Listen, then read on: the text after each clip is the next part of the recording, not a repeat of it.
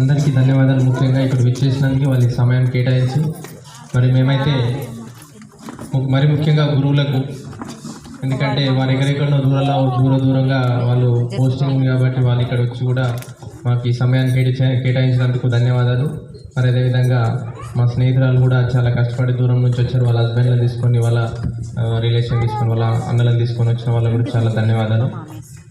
మరి ఇక చెప్పుకోవాలంటే చాలా ఉన్నాయి, కానీ ఇక మనకి ఏదో సమయం అనుకూలించలేదు, టైం కూడా ఎక్కువ అవుతుంది కాబట్టి మరి మన గురువుగారులతో అనుబంధం అనేది పంచుకోవాలి. కాబట్టి ఫస్ట్ ఎందుకంటే 5th వరకు మాకు బోధించింది ఇక్కడ ఉన్నటువంటి గురువు గారు లవకుశం సార్ గారు, చాలా ఉన్నారు, రామరెడ్డి సారు, అదేవిధంగా మరి సంగయ్య సార్ అని చాలా ఉంది. కానీ ఇక్కడ మనకు లవకుశం సార్ ముఖ్యం కాబట్టి ఆ సార్ నేను ఇప్పుడు కాదు, నేను యాజ్ ఎ టీచింగ్ ఫీల్డ్లోనే ఉన్నాను కాబట్టి మరి ముఖ్యంగా చెప్పాలంటే నాకు లవకుశం సార్ గారి యొక్క మాటలు కానీ ఆయన చెప్పినటువంటి టీచ్ చేసినటువంటి తీరు కానీ చాలా నా మీద ఉంది.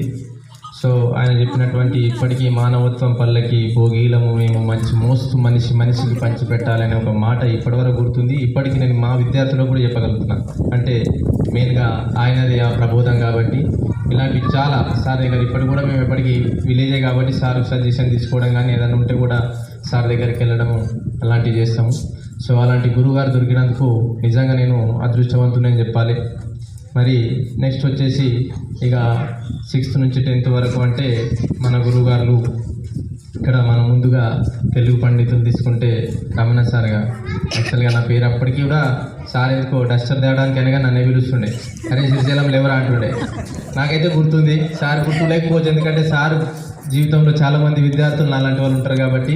ఎందుకంటే నా గురువులు తెలుగు అంటే ఇప్పుడు మల్లికార్జున చెప్పినట్టు కూడా 10th వరకు మాకు బాండింగ్ ఎక్కువ సార్. నిజంగా చెప్పాలంటే సబ్జెక్ట్ రిలేటెడ్ కానీ, లేకపోతే మీరు కొత్తగా రావడమా, లేకపోతే మీరు టీచింగ్ చేసే విధానం మా మీద అభిప్రాయం అంటే మా మీద పడేటువంటి అది రిలేషన్ మరేమో కానీ మాకైతే నిజంగా చెప్పాలంటే 10th వరకు ఉన్నటువంటి నాలెడ్జ్ అయితే చాలా బాగుండే.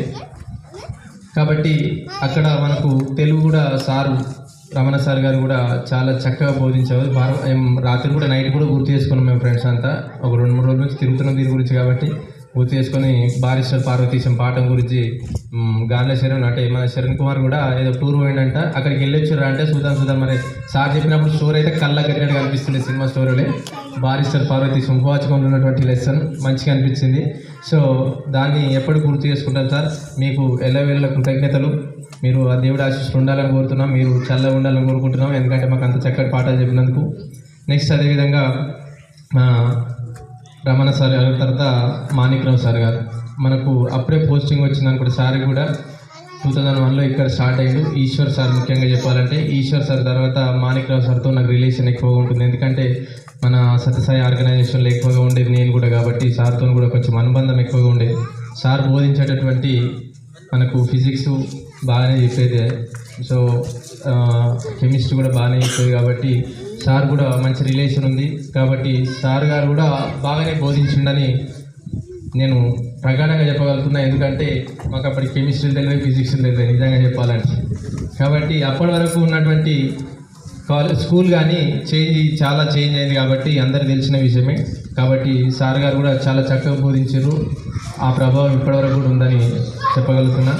నెక్స్ట్ రవీందర్ సార్ గారు గురించి చెప్పాలంటే ఇప్పటికి గుర్తుంది, అప్పటికి మనకు హిందీ మీడియం కాదు కాబట్టి మనం హిందీ పెద్ద వచ్చేది కాదు, కానీ కల్ కరేసి ఆజ్ కరేసి అవికారం అనే మాట మాత్రం జిందగీ మొత్తం గుర్తుంది సార్.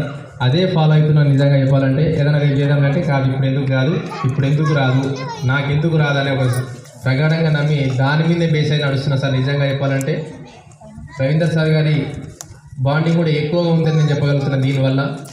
కాబట్టి ఆ మాటతోనే నేను ఇప్పుడు నాకు ఎందుకు రాదు ప్రజెంట్గా చెప్పాలంటే నాకు అన్ని కళలు నేర్చుకున్నాను సార్. నిజంగా చెప్పాలంటే అది మీ ప్రభావమే, కాబట్టి చాలా కృతజ్ఞతలు సార్. నెక్స్ట్ మన గౌసుద్దీన్ సార్, నిజంగా చెప్పాలంటే పక్కన 5వ తరగతి కూడా ఈ పక్కనే కాబట్టి పెద్దోళ్ళు బాల్ ఏం ఆడరాకూరి, వాళ్ళు ఇక్కడ దాంతో మేము అక్కడ దాంతో కానీ బాల్ పట్టుకొని వెళ్ళేటోళ్ళం. కానీ ఇక్కడ 9th వచ్చినాక గౌసుద్దీన్ సార్ వచ్చిన తర్వాత పక్కగా వాలీబాల్ పట్టిందంటే ఆ సార్ వచ్చిన తర్వాత ఏదైనా కబడ్డీ ఆడినా కానీ వాలీబాల్ ఆడినా కానీ గేమ్స్ అంటే ఉంటాయి అనే తర్వాత సార్ ద్వారానే. ఫస్ట్ ఆఫ్ ఆల్ నాకు తెలిసి కూడా స్కూల్ నుంచి అంత దూరం పోయింది అంటే ఆఫ్టర్ లాంగ్ టైం తర్వాత మన క్లాస్మేట్లో శివయ్య అనే ఉసిరికపల్లి అబ్బాయిని మన ఇంచుమించు